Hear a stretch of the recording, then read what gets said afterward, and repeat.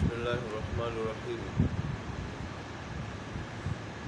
باب النفخ فی الصور، سور پھونکے جانے کا بیان۔ سور دو مرتبہ پھونکا جائے گا، ایک مرتبہ لوگوں کو مارنے کے واسطے اور دوسری مرتبہ لوگوں کو زندہ کر کے محشر کے میدان میں جمع کرنے کے واسطے۔ جب دوسری مرتبہ سور پھونکا جائے گا تو سارے لوگ زندہ ہو کے میدان حشر میں جمع ہوں گے۔ اب پہلی جو حدیث ہے اس میں کہ دونوں سوروں کے درمیان، دو نفخوں کے درمیان کتنا وقفہ ہوگا۔ سور میں جو پھونکا جائے گا، پہلی مرتبہ پھونکا جائے گا، لوگ جاندار مر جائیں گے، پھر دوبارہ جب پھونکا جائے گا زندہ ہو جائیں گے، تو دونوں کے درمیان وقفہ کتنا ہوگا، تو وہی بیان کیا جا رہا ہے اس میں۔ حضرت ہریرہ سے روایت، یہ کہتے ہیں کہ رسول اللہ صلی اللہ علیہ وسلم نے فرمایا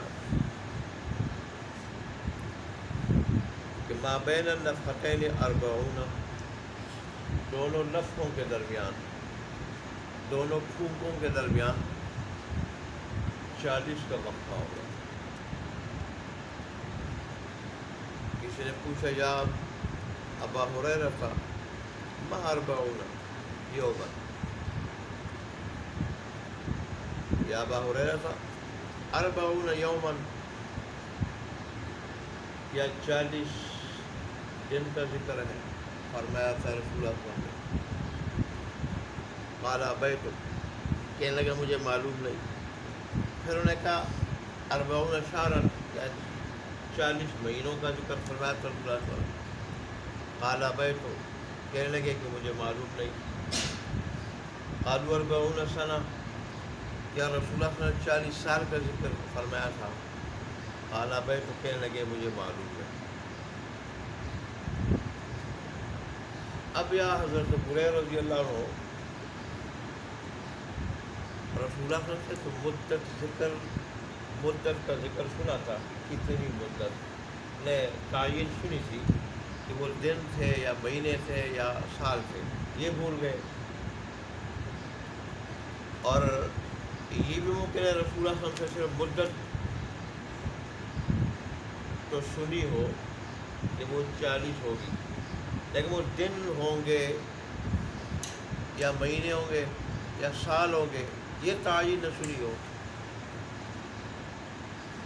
یہ دونوں استعمال، لیکن وہ مدت دوسری احادیث میں مذکور ہے، اور وہ کیا ہے؟ وہ 40 سال، 40 سال کا وقفہ ہوگا دونوں پھونکوں میں۔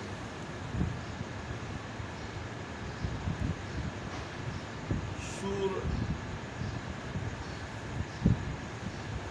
سین نمائن چیز ہے، لیکن وہ اتنا بڑا ہے کہ یہ زمین و آسمان اس میں آ سکتے ہیں، اتنا بڑا۔ ظاہر ہے اس کی آواز بھی اس حساب سے بڑی ہوگی۔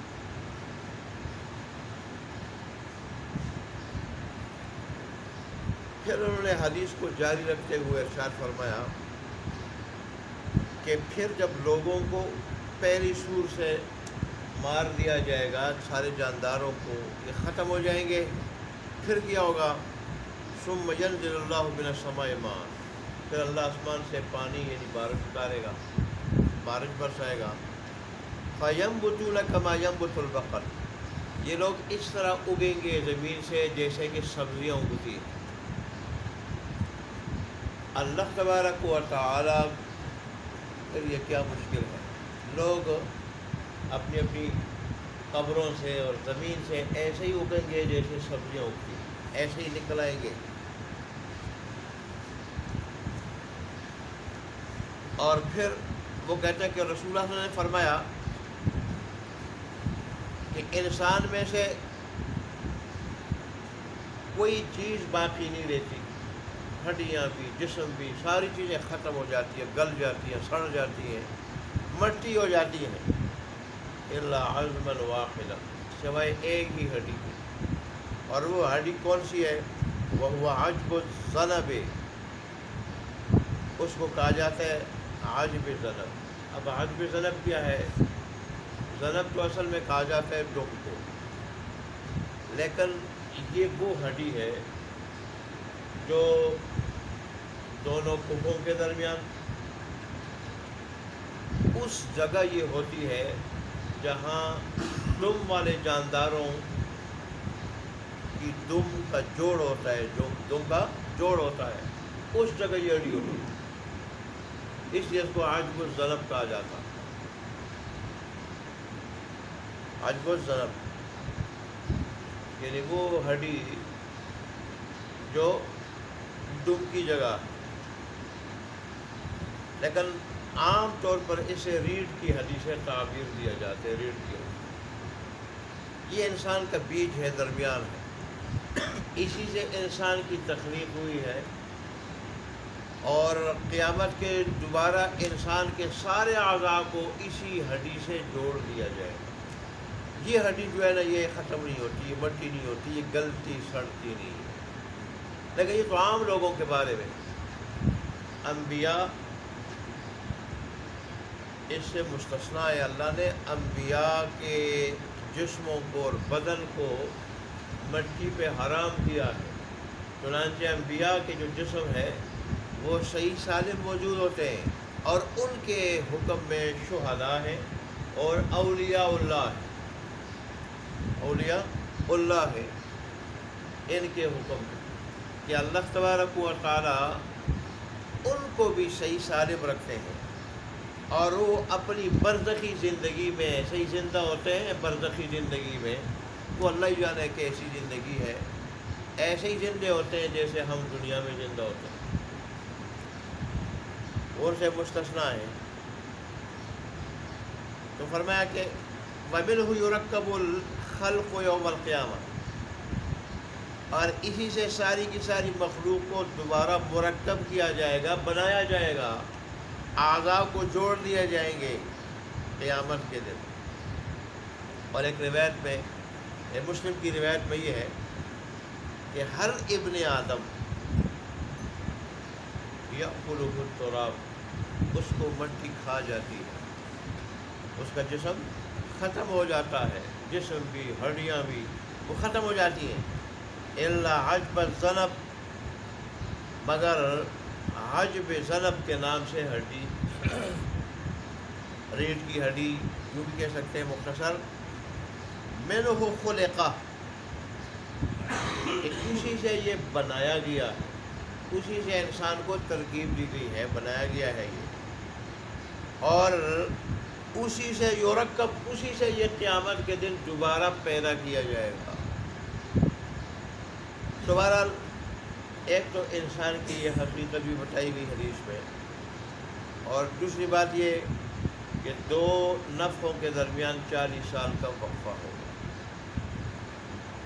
بہرحال اللہ تبارک و تعالی ہمیں ایمان نصیب فرمائے۔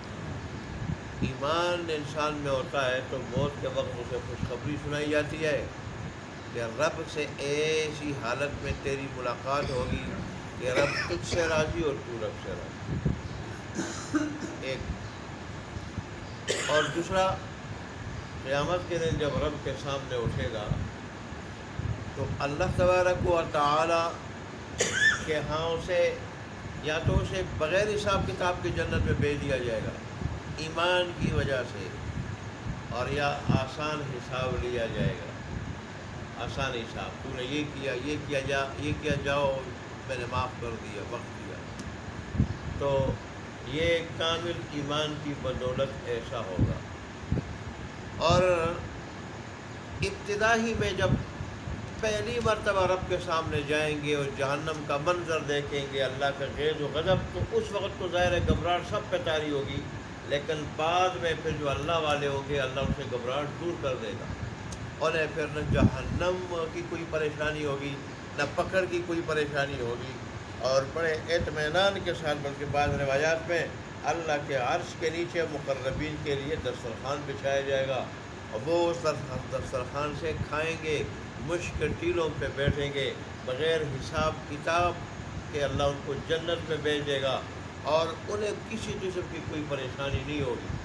تو اللہ تبارک و تعالی ہمیں ان کامل الایمان بندوں میں سے بنا دے۔ وآخر دعوانا الحمدللہ رب العالمین۔